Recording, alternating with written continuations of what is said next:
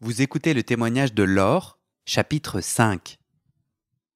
Je me souviens quand, donc, l'histoire, la genèse de notre reconnexion, on a fait du coup ce programme d'incubation ensemble au moment où on était tous les deux entrepreneurs. On s'est bien kiffé, en tout cas moi je t'ai bien kiffé.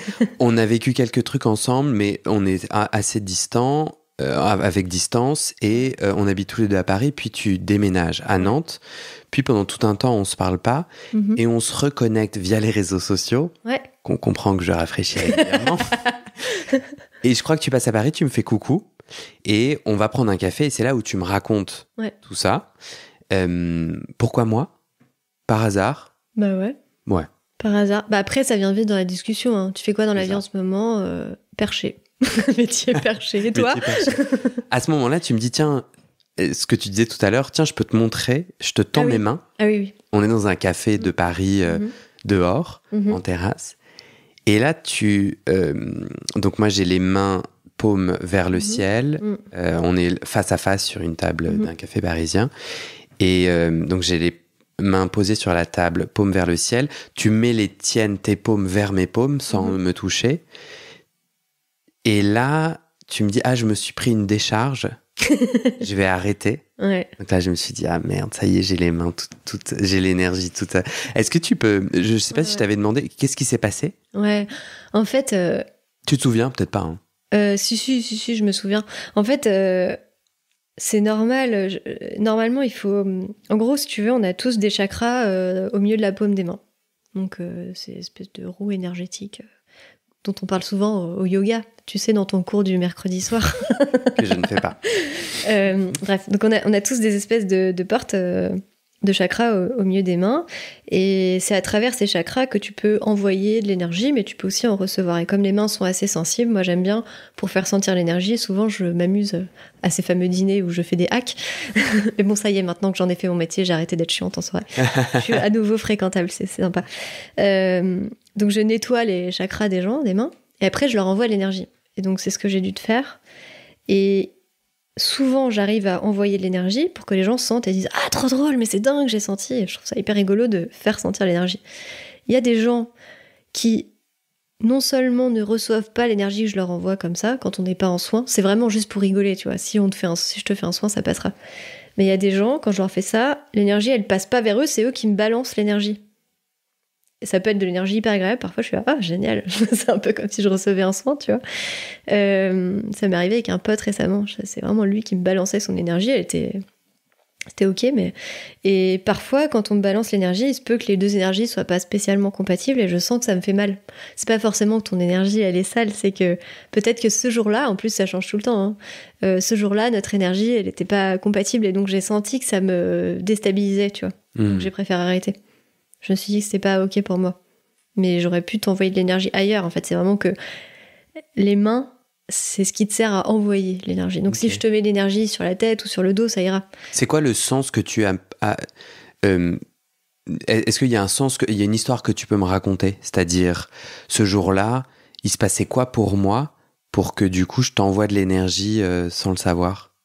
Alors là, pour le coup, c'est toi qui peux me dire. C'est ça, toi, t'as juste... En fait, on était au café, je te fais ça en rigolant, j'étais pas du tout centrée, tu vois, j'ai pas fait... Non. Donc t'en sais rien. J'avais pas du tout ouvert mes pouvoirs magiques, tu vois. Pour moi, l'énergie, c'est vraiment... En fait, j'ai réalisé maintenant que j'ai toujours senti l'énergie. Quand j'allais dans un lieu que j'aimais pas, où je me disais, en fait, j'aime pas du tout la déco de ce lieu, le canapé est à chier. En fait, maintenant, je comprends que peut-être que le canapé était en effet à chier, mais que surtout, l'énergie du lieu était pas du tout compatible avec moi. Ok. La vibration était basse, ou je sais pas. Et maintenant, c'est drôle parce que récemment, avec mes parents, ils ont loué une baraque à La Rochelle pour passer un week-end en famille. Et il y avait une cuisine et un grand salon. On a passé tous nos dîners et nos soirées dans la cuisine, alors que tu te dis sur le principe, c'était cool le canapé, mais on fuyait le salon. Et je me suis dit, bah ouais, la déco est moche dans le salon. Et après, j'y suis allée, je me suis dit, attends, je vais ouvrir mes mains. Ouh là là, horrible, ça piquait les mains, c'était atroce. Et je les ai tous interrogés, je leur ai dit, mais pourquoi vous allez... Ok, moi je suis sensible aux énergies, mais vous, ils m'ont dit, bah ouais, c'est vrai, j'ai pas envie d'y aller. En fait, je pense qu'on y est tous sensibles, mais on le sait pas, quoi. Et alors, pourquoi il y a des mauvaises énergies dans un salon ? Toi, tu veux toujours que je tire le fil perché, quoi. J'essaie de revenir à des trucs hyper rationnels, hyper empiriques. Non, franchement, je peux pas te dire que j'ai fait l'expérience. Si. J'ai fait des expériences là-dessus. La croyance. Je te dis la croyance générique auquel j'ai été confrontée, c'est plutôt... Il se peut qu'il y ait il soit passé des choses dans le salon qui étaient pas cool, tu vois, si les gens s'engueulent, si... En fait, quand on s'engueule, on dégage une énergie qui est pas sympa. Des gens tristes qui vivent tout le temps au même endroit, bah, en fait, ça crée une énergie qui est pas terrible dans une maison. Quand tu vas dans la maison de personnes qui sont tristes, en général, la maison, t'as pas trop envie d'y rester, même s'ils sont pas là. Bah, en fait, c'est l'énergie qu'ils y ont laissée. Mais voilà, ça, c'est en général. Après, tu vois, ça m'est déjà arrivé d'avoir des mauvaises énergies dans mon salon. J'étais pas très contente parce que j'avais fait, à l'époque où je découvrais l'énergie, j'avais fait des soins énergétiques où j'avais pas pris l'habitude de nettoyer le lieu dans lequel je pratiquais les soins. La fameuse sauge. Ouais, enfin, entre autres, mais il y a plein de techniques de nettoyage qui sont plus efficaces que la sauge, je trouve, personnellement. Mais voilà, à l'époque, je nettoyais pas parce que, comme je te le dis, j'ai eu une approche hyper ludique, genre trop drôle, de la magie, c'est parti. Et donc, avec Sarah, on s'est dit, mais ça va pas du tout, en fait. D'ailleurs, maintenant, on ne fait plus de soins dans notre salon. Parce que, en fait, quand on enlève des charges aux gens, parfois, pendant les soins, on nettoie les gens, quand même. Tu vois, tu nettoies. Quand t'as trop de rumination, bah, en fait, ça crée des charges énergétiques au-dessus de ta tête. Quand, voilà. Mais ça, c'est... je regarde Friends. Ouais. Phoebe, elle fait ça à un moment donné. Quoi Saison 2, ou en tout cas, il y a 15 ans. Tu sais, elle tire... de derrière un des personnages. Ah ouais, voilà, ça va être ça. J'ai pas... Parce que moi, ce que j'essaye de bien comprendre, c'est que donc les énergies nous enveloppent, existent, et portent de l'information, et elles peuvent être néfastes. Elles peuvent être en tout cas grattantes, piquantes. Ouais, voilà, elles peuvent être... Bah, moi, je les sens comme piquantes, c'est ma perception, mais en tout cas, elles peuvent te fatiguer, te peser, te rendre triste, t'impacter, en fait. Ouais.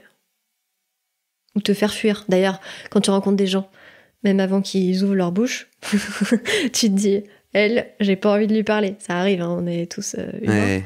Et bah parfois, c'est l'énergie que tu captes. C'est une forme d'énergie. Ok. De ce serpent qu'elle t'a enlevé des ovaires, maintenant qu'on est dans la lore d'aujourd'hui, celle qui a cheminé pendant 2 ans, c'était quoi alors? Donc là, je reviens au tout début de notre échange. Je l'ai. Tu l'as.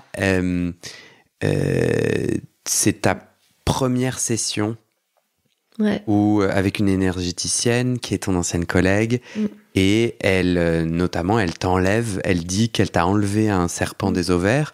Toi, tu as senti quelque chose, j'imagine, à l'endroit de ton ovaire gauche? Ouais, j'ai senti. C'est quoi le fuck? C'est quoi le fuck? Oui, selon toi et tes connaissances actuelles. En fait... Comment il est arrivé là? Je me suis pas posé la question parce que depuis, j'ai vécu tellement d'expériences dingues que j'essaie d'intégrer et d'analyser. Donc je me suis pas re-questionnée sur... Enfin, si, je me suis questionnée sur l'origine, mais j'ai pas creusé plus que ça. Je pense que globalement, j'avais un énorme travail à faire sur le féminin. J'avais de l'endométriose. J'avais des kystes et à l'époque j'avais des crises hyper violentes à chaque période, enfin chaque cycle. Et en fait maintenant j'ai travaillé du coup à travers l'énergétique, j'ai fait plein de soins avec des thérapeutes et j'ai plus du tout de crise, tu vois. Donc je pense que c'était en lien avec l'endométriose et aussi avec mon côté féminin. En fait j'étais un peu une femme guerrière. Quand j'étais petite, j'étais un peu ce qu'on appelle un garçon manqué. Quand on m'a expliqué que j'avais plus le droit de jouer au football torse nu à la cour de récré, j'étais hyper vénère. J'étais hyper vénère qu'on me dise en fait, toi t'as des seins donc t'as pas le droit d'être torse nu. Je disais mais c'est quoi cette injustice énorme? C'est clair. C'est quoi ce truc? Et du coup après quand j'ai eu mes règles, j'étais pareil, j'étais en colère. J'étais mais c'est quoi ça, tout ça pour oh là là, mais quelle horreur.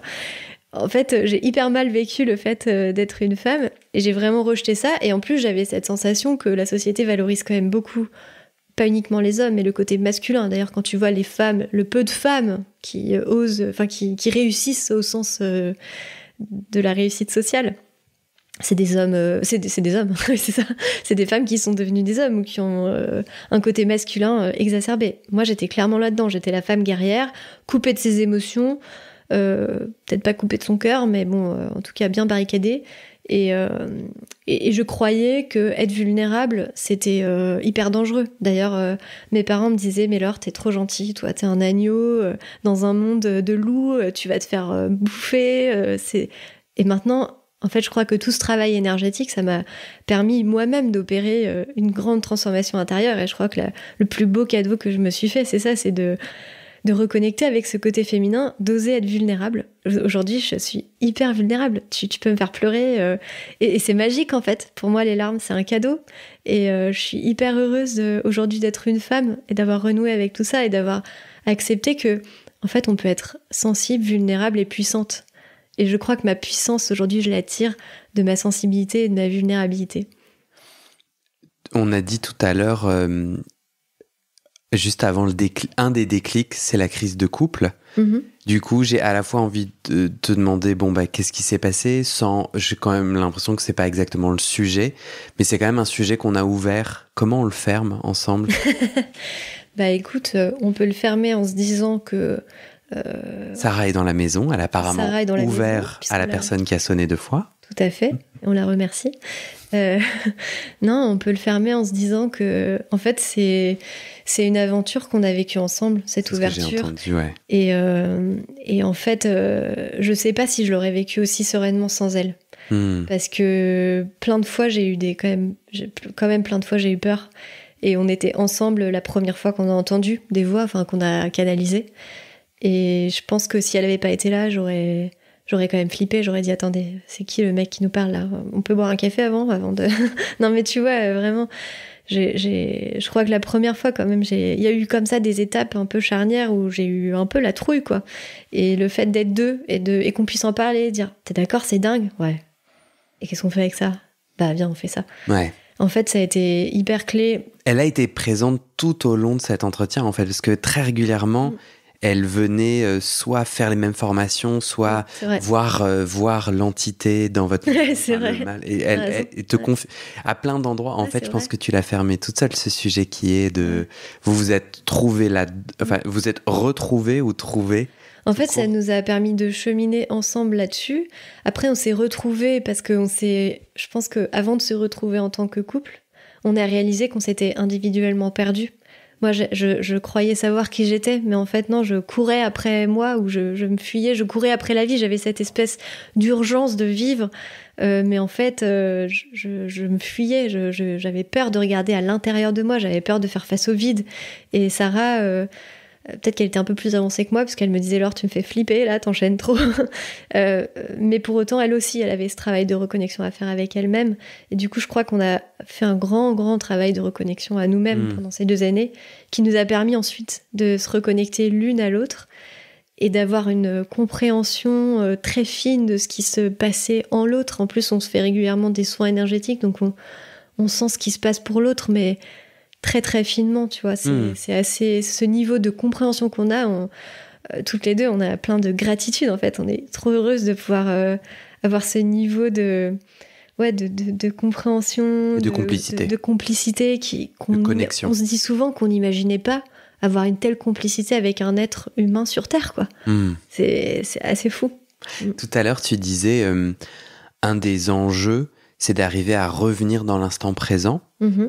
Et que le monde de l'invisible peut aider, ou en tout cas c'est peut-être j'ai mal compris. En gros, j'aimerais que tu me conseilles. Ouais. Je suis sûre qu'il y a plein de gens comme moi, pour ceux qui écoutent encore, tu vois, qui sont peut-être aussi eux à souvent rafraîchir leurs réseaux sociaux sans trop comprendre le délire. Tu me conseillerais quoi pour essayer des choses, pour me reconnecter au présent avec ton bâton magique de l'invisible? Okay. En fait, tu vois, là, j'en appelle plus à l'énergéticienne que à d'autres. J'imagine qu'il y a plein de façons. Tu vois, tu pourrais me dire, fais un potager. Mais sur le propos de l'énergie, est-ce que tu aurais des conseils? Ouais. Alors, c'est marrant parce que, effectivement, je pense que le monde subtil, ça peut permettre de nous faire cheminer sur notre rapport au vivant, de mieux respecter le vivant parce que ça nous met dans cet état d'humilité, de respect, de comprendre que quelque chose nous dépasse. Pour autant, je pense pas que ça nous permette de revenir à l'instant présent. Parce que, tu vois, par exemple, la différence entre la méditation et les voyages guidés que tu vas trouver dans la spiritualité, pour moi, la méditation te ramène à l'instant présent, alors que les voyages qui te font partir très loin au pays des bisounours, en fait, ils t'amènent pas dans l'instant présent, ils te font à nouveau voyager, peu importe, que ce soit la réalité ou une fiction, tu vois. Ce que tu as raconté tout à l'heure, quand tu vas sous terre, dans le chamanisme. Là, t'es pas dans l'instant présent, par exemple. Par exemple, effectivement. Non... Du coup, c'est pas tout à fait l'énergie. Moi, je fais un gros travail de revenir dans l'instant présent parce que je suis la première à partir dans le passé, dans le futur, à me dire pourquoi j'ai fait ci, pourquoi j'ai pas fait ça. Je suis sûre qu'à la fin du podcast, je vais me dire mais je voulais absolument raconter ce truc-là, je l'ai pas fait, pourquoi? Je vais y penser 150 heures. Je vais te poser la question. On le rajoutera. Je saurais pas. Et ensuite, pareil pour le futur, tu vois, c'est vraiment le propre de nos cerveaux. Et ce que tu racontes sur les réseaux sociaux, ça a été hyper étudié. J'imagine que tu le sais, qu'il y a un petit truc dans notre cerveau qui c'est de la a drogue. Un bonbon à chaque fois qu'on voit une icône popper. Et malheureusement, les gens qui ont inventé Facebook, Instagram le savent très bien. Pour moi, ce qui aujourd'hui me ramène dans le présent, et c'est un vrai sujet pour moi aussi, et tous les matins, je fais une méditation et je me suis fait coacher pendant 6 mois par une coach que je trouve pareil, qui est une personne extraordinaire. J'ai eu beaucoup de chance pendant ces 2 années, j'ai rencontré que des gens incroyables et qui, c'est vraiment son truc, c'est de revenir à l'instant. Et du coup, elle m'a initiée à des sons sacrés qui se récitent en fait, un peu comme tout le monde, ceux qui font du yoga, désolée d'y revenir, mais c'est le plus abordable, disent souvent le Om en début et en fin de cours de yoga. Donc ça, c'est un de ces sons sacrés. Et c'est Om. Voilà. D'ailleurs, c'est Aoum en vérité. Et donc ça, c'est un son sacré, mais en fait, il y a des sons sacrés pour chaque intention quasiment. Et donc moi, elle m'a initié à un son sacré qui m'a beaucoup parlé, qui est un son. Je crois que j'ai pas. Je ne sais pas, mais elle m'a dit que j'avais pas trop le droit de le dire. Bah, ne le dis pas. Apparemment, il faut vraiment l'amener avec une intention particulière. Mais donc, ce son sacré, c'est le son du silence.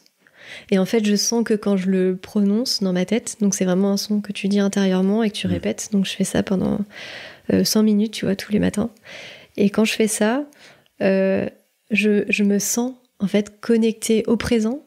Et dans le présent, je me sens connectée à l'ensemble du vivant. Parce qu'en fait, on est les seuls vivants à faire autant de bruit. Tu vois, le silence, c'est le seul son, le seul langage universel. En fait, tous les arbres parlent le langage du silence. Et pour moi, le silence ramène à l'instant présent. Donc, pour moi, si j'ai un conseil à te donner, ce serait plutôt de faire du yoga ou de la méditation ou des sons sacrés, plus que de l'énergie, parce que pour moi, ça libère, mais ça ramène pas à l'instant présent, malheureusement. C'est intéressant. À celles et ceux qui peuvent se dire, c'est un truc pour les gens qui ont de l'argent, qui ont du temps et de l'argent. L'énergie, ouais. Déjà de comprendre.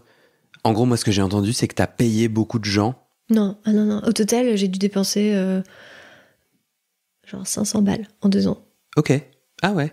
Ah, c'est pas du tout le préjugé que j'avais. Ouais, non, pas du tout. C'est un univers assez open source, c'est-à-dire c'est un univers de troc, Ouais, j'ai fait vachement de troc, où je disais à des gens qui expérimentaient, tiens, on se fait un échange de soins, moi, dès que j'apprenais un truc, à des dîners, j'apprenais à tout le monde, des copines qui m'apprenaient aussi. Okay. Très vite, en allant à des retraites, en fait, c'est un savoir partagé qui se finance pas forcément. Non, pas forcément. Non, okay. Non.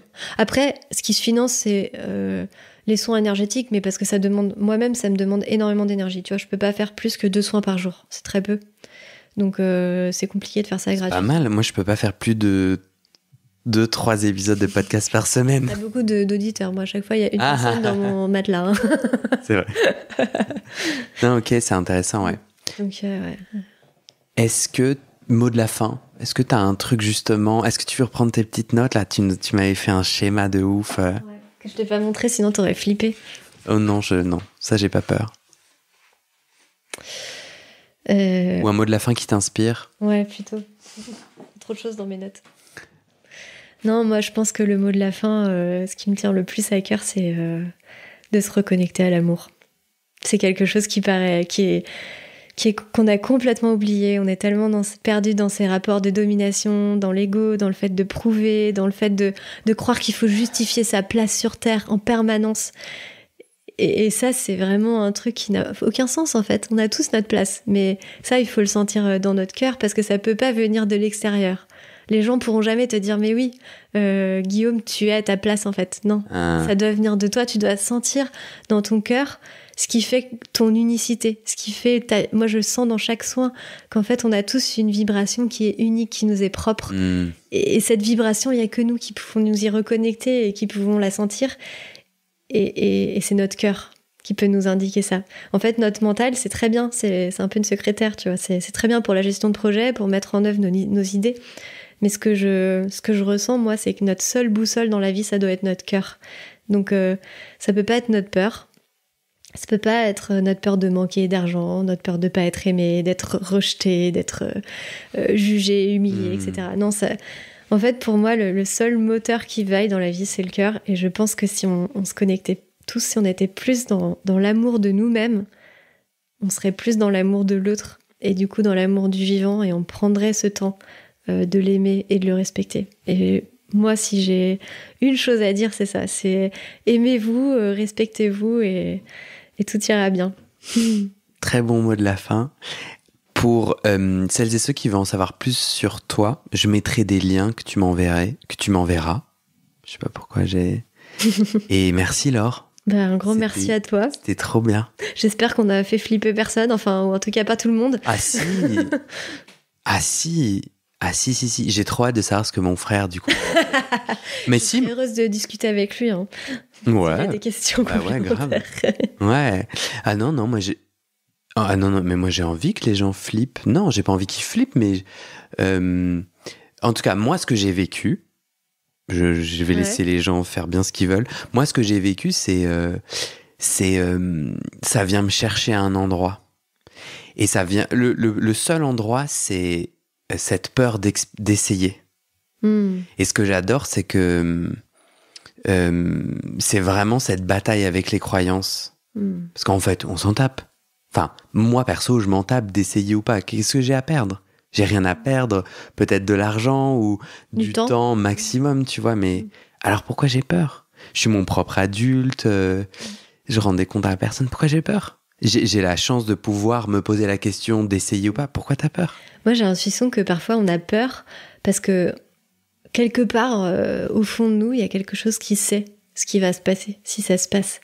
Et ça m'est arrivé une fois, je sais pas si j'ai... je vais pas repartir dans une anecdote, mais ça m'est arrivé une fois, j'étais à une retraite, et en fait, il y a une personne que j'ai fui pendant toute la retraite. J'avais vraiment... Je me disais, oh, non mais cette personne, elle est flippante, non mais je sais pas, il y a un truc en elle, ça va pas... Vraiment, je sais pas, je la fuyais comme la peste. Et il se trouve que quand c'est arrivé le moment de mon soin, donc c'était, on est tous, pour le coup là ça va te plaire, on est tous en rond. On est tous en rond et moi je suis au milieu sur un tapis de yoga. Et la personne qui anime la retraite, donc là c'était Fabienne, dit bon bah alors toi ton soin, ça va être un soin de, on va t'incarner. Alors moi je dis ah bon, je suis pas incarnée. Non, t'as un refus d'incarnation, on va t'incarner. Alors, je fais, ok, bah, très bien, ok, incarnez-moi. Et là, elle me dit, est-ce que t'es d'accord ? Je lui dis, bah oui, apparemment, je suis venue pour ça, donc allez-y, je vous en prie, incarnez-moi, c'est parti, faites péter la sauce. Et là, elle me dit, non, on me dit dans l'oreillette que tu n'es pas d'accord. Donc l'oreillette, comprendre les guides. Et du là, elle reçoit l'information dans le subtil. Là, les gars là-haut, ils disent non, elle bluffe, elle est pas d'accord. Et donc elle me dit, mets les mains sur ton cœur et dis-nous si tu es d'accord pour qu'on t'incarne. Je mets les mains sur mon cœur et là je me mets à pleurer. Je dis non, je suis pas d'accord, je veux pas venir, ça va être horrible la vie sur Terre. Je veux pas vivre cette vie. Et donc je sens vraiment qu'au fond de moi, tu vois, il y a ce truc qui est pas d'accord, quoi. Et là, en fait, elle dit, bon, bah, c'est pas moi qui vais te faire le soin, c'est Bidule. Et là, je fais, putain, merde. C'est le Bidule, la fameuse Bidule, qui s'appelle Véronique, qui était la nana que je fuyais pendant toute la retraite et où j'avais peur d'elle, quoi. Et bon, long story, je vais pas... sinon on va exploser le timing de ton podcast. Mais effectivement, il y en a toujours pas, il y en a pas. Il y en a vraiment pas. C'est comme tu veux. Hein, promis. Mais... Vas-y, mais raconte-moi.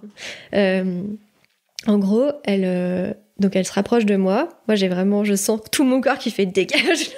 Je suis pas d'accord, j'ai la trouille. Je sais pas pourquoi, mais j'ai peur. Je suis pas d'accord. Et là, elle me dit, bon, Laure, on va partir en voyage ensemble, ok? Et là, je fais, putain, bon, ok, allez, c'est parti. Il y a quand même une partie de moi qui est curieuse. Je comprends très bien ce que tu dis. J'étais tiraillée entre la curiosité et la trouille. Et du coup, je dis, bon, ok, c'est parti. Et donc, je ferme les yeux. Dans l'énergie, elle me met dans un état d'espèce de transe légère. En fait, j'apprends après qu'elle est sophro-analyste. Donc, elle fait, à travers l'énergie, elle te fait vivre des voyages intérieurs vers toi-même. Donc, elle me met dans cet état modifié de conscience. Et elle me dit, maintenant, on va repartir en arrière, avant ton incarnation sur Terre. Donc attention, là on est sur perché niveau 12. Je pense que j'ai rien dit d'aussi perché pendant toute l'interview, je lâche. Je me dis, les gens sont partis là. On est dans le PS. Là c'est bon, on est dans le PS là. Tu comprends Non. À écouter que si vous n'avez pas... Non, tu t'as annoncé, c'est perché niveau 12. Là, t'inquiète, les gens ils sont partis s'il y a besoin. Donc on va remonter avant ton incarnation sur Terre. Donc elle me dit, on remonte avant ton incarnation sur Terre. Donc là on est en rond, dans une pièce, tout le monde t'écoute. De moi, exactement.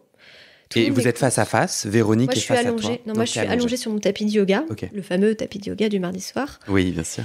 Et donc Véronique me dit, ferme les yeux, on va revenir dans ta pré-incarnation. Je dis, ah bon, il y a une pré-incarnation, bah très bien. Et donc, et là tout d'un coup, je me vois, vraiment, là j'ai les images, hein, je me vois une âme flottante dans le cosmos. Je me sens bien, je me sens hyper légère, je me sens pas compressée, limitée dans un corps. Enfin, je me sens génial. Je me sens... Voilà. Et elle me dit, qu'est-ce que tu vois? Et là, je pleure. Je vois la Terre de loin. Et je lui dis, oh, mais c'est magnifique. La Terre est magnifique. J'ai un peu l'impression de vivre l'oversight effect, là, je sais plus, l'overview effect, le truc des astronautes, tu vois. Après les astronautes qui vont dans l'espace, qui, voyant la Terre en entier, ont un effet puissant. Ouais, mais je me suis renseignée après coup. Mais ouais, c'est vraiment, ça me fait penser à ça, du coup. C'est vraiment, j'ai pleuré, et j'ai été touchée par cette planète bleue unique, en fait. C'était trop beau. Elle me dit, est-ce que t'es d'accord pour y aller? Et je lui dis, oui. Je veux y aller parce que elle me dit, ok, pourquoi tu veux y aller? Là, je lui dis, j'ai décidé de m'incarner pour accompagner les hommes à aller vers le monde de demain. C'est vraiment la mission que je me suis fixée dans mon âme. Donc je lui dis ça. Et tu dis ça, t'es allongée, t'es en transe. Et je suis dans un état de transe légère, en fait. Je sais qu'elle est là, je sais que les gens sont autour, mais je suis vraiment dans mon truc, comme si je voyais un film. Les images sont très nettes et je sens, voilà. Et là, elle me dit, ok, donc du coup, maintenant que t'as connecté à ça, est-ce que tu vois des choses autour de toi? Je lui dis, ouais, je vois plein d'âmes. Elle me dit, combien? Je dis, des centaines. Elle me dit, est-ce que ces âmes, elles s'incarnent pas avec toi en ce moment pour la même mission? Et je lui dis, mais si. Si, c'est exactement ça. On vient tous faire ça, là. C'est incroyable. On s'incarne par centaines pour accompagner cette transition vers le monde de demain. Et je me sens rassurée. Comme si tout d'un coup je portais plus le poids du monde sur mes épaules, tu vois. On était plein à aider à cette transition, c'était incroyable. Donc là elle me dit ok, donc maintenant est-ce que t'es d'accord pour y aller? Et là tout d'un coup j'ai encore la Laure très humaine, très incarnée qui fait mais non ça va être horrible, je vais en chier, je vais souffrir. Elle me dit ok attends, connecte-toi à ton âme et demande-lui si ton âme elle est pas d'accord pour vivre toutes les expériences, y compris les expériences que sur le plan terrestre on appelle des bonnes et des mauvaises expériences. Et là, en fait, je sens une sagesse qui n'est pas de moi, enfin pas de la Laure que tu as en face de toi. Je sens que, en fait, toutes les expériences sont bonnes à prendre. Et que c'est comme si tout ce qu'on vit dans la vie, c'est riche. Que ce soit douloureux, confortable ou inconfortable, cette vision bon ou mauvaise, c'est très terrestre. En fait, je sens que dans mon âme, en fait, je suis joueuse et que je suis là, allez, faites péter les expériences, c'est parti, je suis open à tout, on y va. Et donc là, elle me dit, bon, est-ce que cette fois-ci, t'es d'accord? Et là, je lui dis, ouais, franchement, là, je suis hyper alignée, c'est parti, on y va, quoi. Et du coup, elle m'a fait revivre mon incarnation. Elle m'a dit, maintenant, tu vas t'approcher de terre et tu vas aller choisir l'âme de tes parents. Alors là, je bug, je dis, mais je les connais, mes parents. Je me dis, non, mais va choisir leurs âmes. Et là, je vois l'âme de mes parents. Et je vois 2 âmes incroyables, pleines d'amour. J'ai l'impression que ce jour-là, j'ai pleinement fait la paix avec mes parents, avec qui ils sont, dans leur force et peut-être leur manque, tu vois, c'est normal, c'est humain. J'ai senti un amour débordant pour mes parents, c'était incroyable. Et là, elle m'a dit, ok, maintenant que tu as choisi tes parents, tu vas dans la salle, donc là on revient dans la salle de yoga, dans la salle de soins, tu vas choisir une personne qui va incarner ton papa et l'autre ta maman, et on va vraiment faire vivre ta naissance. Et donc, complètement dingo, hein. Et donc... Toi, c'est-à-dire, pendant que tout ça se passe, tu te dis dans ta tête complètement dingo? Ou t'arrives à être dans le moment? Non, je trouve ça hyper... Non, je suis hyper dans le moment. Je vois tout ça, je pleure, je suis touchée, c'est des émotions, dedans, tu vois. C'est pour ça que je me dis, je peux pas l'avoir inventé, parce qu'on pourrait se poser la question, et je me la suis posée. Mais quand tu te crées une histoire, t'es pas transporté par autant d'émotions et pas aussi fortes. Et là, elle me dit, ok, maintenant, tu vas arriver dans l'utérus de ta mère. Et là, je vis ce moment où j'arrive dans l'utérus de ma mère, et en fait, c'est un moment, je sens, mais sacré. Je sens que c'est pas que sacré pour moi et pour ma maman et pour mon papa, mais que, en fait, je sens une forme d'unicité. Je sens que toutes les âmes de la planète, en fait, sont connectées, qu'on est tous uniques, mais qu'on forme un grand tout. Et que le fait que moi, je m'incarne, moi, petite âme qui n'est encore qu'une crevette, peut-être moins qu'une crevette, en fait, ça impacte toutes les autres âmes. C'est incroyable. Et je sens que c'est une fête et qu'il y a des êtres, je sais pas, des guides, des trucs qui nous accompagnent autour de nous et que c'est un moment hautement sacré. Et donc, là, je me sens pleine d'amour, entourée, je me sens en sécurité. Je crois que c'est le plus beau moment de ma vie, en fait. Non, c'est incroyable. Et donc, je vis ça. Et là, elle me dit, ok, on va accélérer dans le temps. Et là, à un moment donné, je lui dis, par contre, il y a un problème là. Je vois qu'il y a un jumeau dans le ventre de ma mère. Et là, elle me dit, ah merde, tu l'as vu? Et là, Fabienne, dans l'oreillette, entend, ce n'est pas le sujet du soin d'aujourd'hui.